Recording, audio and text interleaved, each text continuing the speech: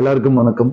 இந்த trading technical analysis stock market training program இது ஓரியன்டாக டெய்லி நிறைய என்கொயரிஸ் நாங்கள் ஃபேஸ் பண்ணுறோம். எங்களோட கம்பெனிஸில் நியர்லி ஒரு 12 to 13 மெம்பர்ஸ் ஆன் டெஸ்க் சப்போர்ட்டில் இருக்காங்க.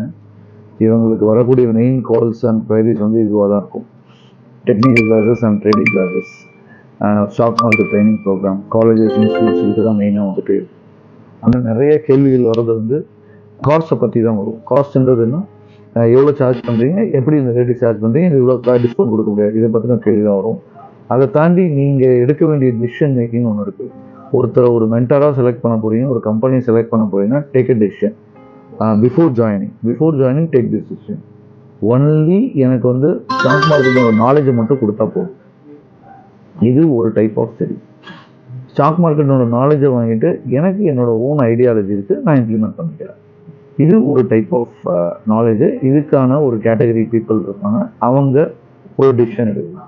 நெக்ஸ்ட் டிசிஷன் வந்து எனக்கு நீங்கள் வந்து இம்ப்ளிமெண்டிங் த நாலேஜ்னா நாலேஜை கொடுத்துட்டோம், அந்த நாலேஜை இம்ப்ளிமெண்ட் பண்ணுறதுக்கும் சப்போர்ட் பண்ணணும். இம்ப்ளிமெண்ட் பண்ணுறதுனா கையை பிடிச்சி எழுத வைக்கிறது அப்படின்ற மாதிரி நினச்சிக்கோங்க. ABCD அப்படின்னு கையை பிடிச்சி எழுத வைப்பாங்க. அது மாதிரி அந்த நாலேஜை இம்ப்ளிமெண்ட் பண்ணுறதுக்கு தேவையான சப்போர்ட்டு கொஞ்சம் தான் இருக்காங்க. அந்த நீங்கள் எடுக்கக்கூடிய ட்ரேடை வந்து வாட்ச் பண்ணி உங்களை வந்து கைட் பண்ணக்கூடியவங்க கொஞ்சம் தான் இருக்காங்க. ஏன்னா கிளாஸஸ் யார் வேணால் எடுக்கலாம்ல. எடுத்துகிட்ட பிறகு நீங்கள் அதை எடுக்கிற ட்ரேடு சக்ஸஸ் ஆகுதா இல்லையான்ற ஒரு பலப்பரீட்சை, அந்த பரீட்சையினோட இதை வந்து எத்தனை பேர் பண்ணுறான்றது ரொம்ப குறைவான இருக்கு. இதுக்கு அடுத்த category, first 2 category knowledge, implementing the knowledge. Next category implementing the knowledge with proper guidance. அதாவது கையை பிடிச்சி எழுத வைக்கிறது இல்லாமல் அந்த கையை பிடிச்சி எழுத வைக்கிறதும் ரைட்டாக தப்பா அப்படின்ற ஆன்சரை கொடுத்து எடுத்துகிட்டு போகிறது கைடன்ஸு. இது ரைட்டு, இது தப்பு, நீங்கள் இந்த நேரத்தில் இந்த டிசிஷன்ஸ் எடுத்துக்க கூடாது, இப்படின்ற விஷயத்தை கைட் பண்ணுறது. ஸோ இத்தனை கேட்டகரி ஆஃப் ஸ்டெப்ஸ் உள்ள இருக்கு ஒரு கோர்ஸ் பண்ணி முடிக்கிறதுக்குள்ளார.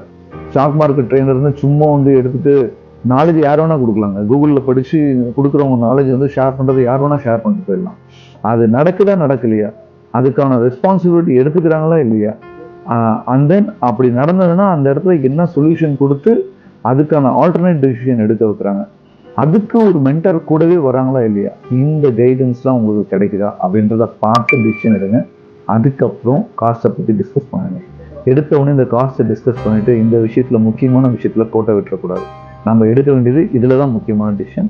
So all the best, thank you. ரொம்ப ஸ்ட்ராங்கான டிசிஷன் எடுங்க. Happy trading, happy investing, keep on investing. Thank you.